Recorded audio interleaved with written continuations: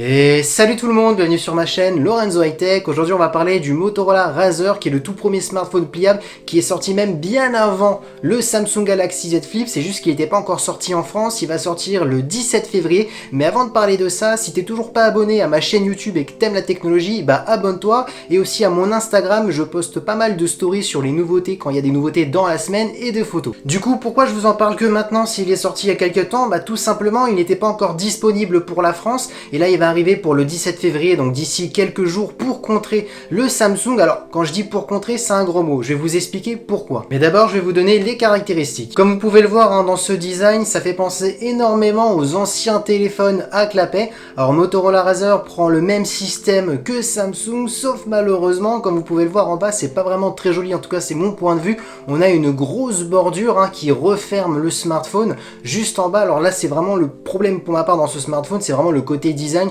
On est bien moins joli par rapport au Samsung Galaxy Z Flip. Du coup, pour cette face avant, on est sur un écran de 6,1 pouces avec une résolution Full HD+. La technologie d'écran, on est sur une technologie OLED.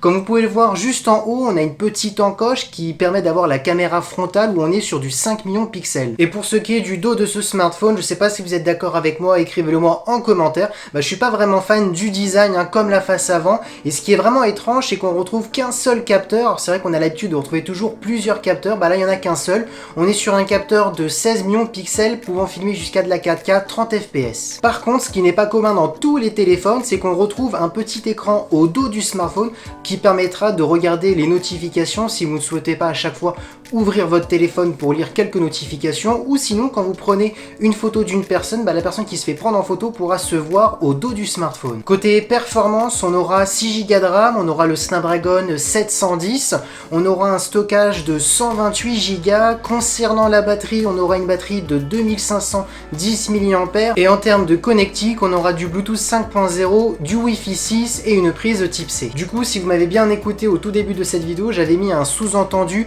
peut-être le concurrent du Samsung Galaxy Z Flip. Pourquoi j'ai dit ça? Tout simplement pour ma part, ce n'est pas un concurrent. Quand vous regardez les caractéristiques du Samsung et vous regardez les caractéristiques du Motorola, c'est le jour et la nuit, comme on peut dire.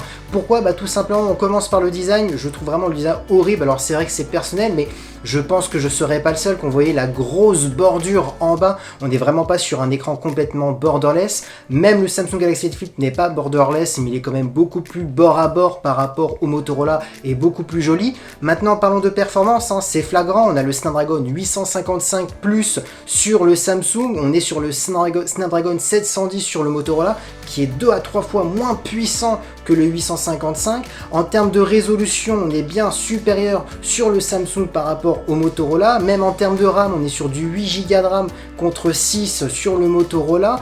En termes de photos, on est bien au-dessus aussi sur le Samsung. Donc vraiment dans toutes les caractéristiques, on est toujours avantagé sur le Samsung. Et pour moi, le plus gros problème de ce Motorola, avant toutes les caractéristiques que j'ai citées, c'est sa taille. On est sur du 6,1 pouces. Alors oui, ça paraît grand, mais pour ma part, l'utilité d'un smartphone pliable, c'est que lorsque vous le pliez, du coup il est petit, il est facile à transporter dans la poche, mais lorsque vous dépliez, c'est pour avoir un grand écran. Alors peut-être certaines personnes vont me dire que 6,1 pouces c'est suffisant, mais pour ma part le but c'est vraiment d'avoir un grand écran comme l'a fait le Samsung Galaxy Z Flip, où là on est vraiment sur du 6,7 pouces et non pas du 6,1 pouces, parce que vraiment l'intérêt c'est d'avoir un grand écran, et ce qui n'est pas le cas pour ma part pour le Motorola. Alors bien entendu, après avoir dit toutes ces choses, on peut dire oh là là, il critique énormément Motorola. Alors je suis pas là pour critiquer Motorola, je donne juste mes impressions, et je pense que je ne serai pas le seul à penser à ces choses-là. Maintenant, ce qu'il faut savoir, c'est qu'il s'est très bien vendu. Bien entendu, avant l'arrivée de Samsung, ils étaient en rupture de stock en moins d'un mois. Maintenant, ce qu'il faut voir, est-ce qu'il va être encore en rupture de stock maintenant que le Samsung est sorti? C'est ça qu'il faut voir, et j'attends de voir maintenant d'ici quelques semaines. Et voilà, cette vidéo est terminée. Si elle t'a plu, n'oublie pas le petit pouce like, de t'abonner à mon Instagram et de t'abonner sur cette chaîne. C'était Lorenzo High Tech.